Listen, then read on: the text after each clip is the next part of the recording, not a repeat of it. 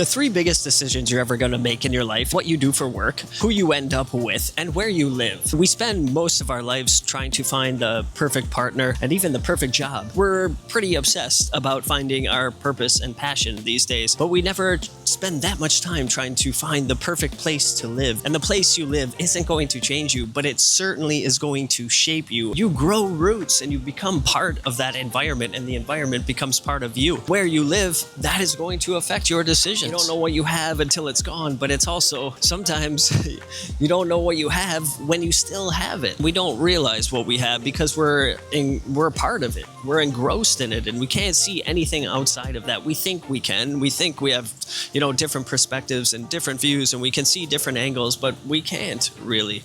The only way to do that is to leave the place that you are in, and you have to compare it to other places. Now, the word compare, right?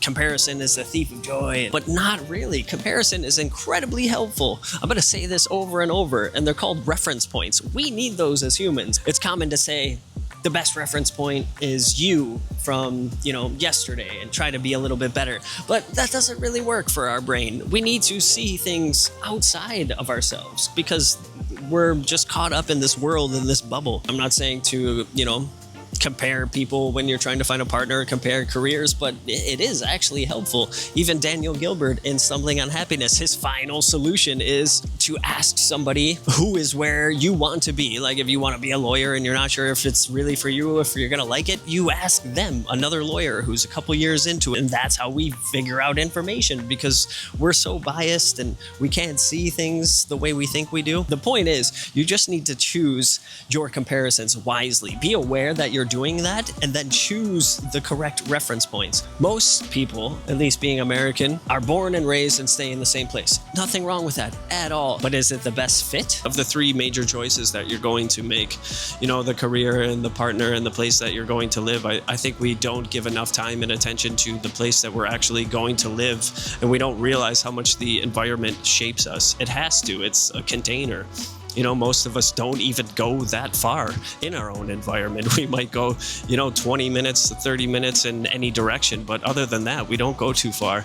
And the people that are there are going to influence us. I think it's worth taking a little bit more time and effort in deciding a place to live and how to use a place to shape you. If you enjoy this, subscribe to the channel and let me know if you want to see more videos of the day in the life. More and more these days, I'm seeing the environment and the place that you live as a relationship. Why not look at the city and the place that we live the same way, just like a partner, somebody we're going to spend a very long time with. Happiness and heartache and sadness and change and transformation and growth and decline, all of it gets shared in the environment. It's truly a new thing for me to look at a place like this. This pilgrim mode has opened up so many different thoughts that I've never really had before. Before it was just, okay, I lived here in Korea. Okay, I lived here in Europe. Okay, I lived here in South America. I lived here in China. That was it. And then I lived there. But I didn't realize that that place also lived inside of me. It's a part of you.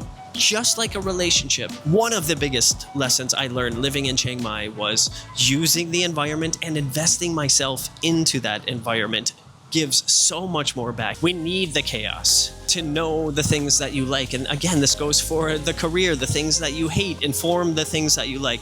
In a partner, the things that you really don't like inform the things that you do like. So often, so many of us focus on what we like, the things that we like, the things that we want, the values. That's incredible. But there's also the other side, the darkness. Looking at that part has so much information. What were the things that you really didn't like? Why didn't you like that? In order to find the things that fit for you, you first have to find the things that don't fit. Look at all of the places that you don't love. Your anti-vision for cities. I once heard Casey Neistat say that he loved New York City because it was his muse. A personified force that is the source of inspiration for a creative artist. It inspires him. It's a living, breathing entity. I have never been so sure of anything as I am that this city is my muse. And ever since I heard that, I kept thinking that is, find your muse. And I've never thought of a city like that before. What if you could find a place? What if you could find your muse, your city, your place that inspires you, that brings you to life? And again, it doesn't have to be for everything. People move, people change, but the environment matters so much. Where you live matters so much more than I thought. And I'm seeing that so much more now that I'm paying attention to leveraging a place, like thinking of a place and how I can give to that place and how that place can give back to me. I don't think we do that. I know I never did. I was just like, oh, Hong Kong sounds great. Hong Kong's cool. It's fun. It's lively. It's a big city. I even think of that with New York. I'm like, yeah, New York City. But I don't know anything about it, though. Can it inspire? Can a place change your life if you use it strategically? Because you could end up in a place like this that looks so good but isn't so good. Or maybe you just stay where you're born because that's home. It's the beauty of moving around and being able to find different places, is that you can always search the globe for your muse because she's out there somewhere.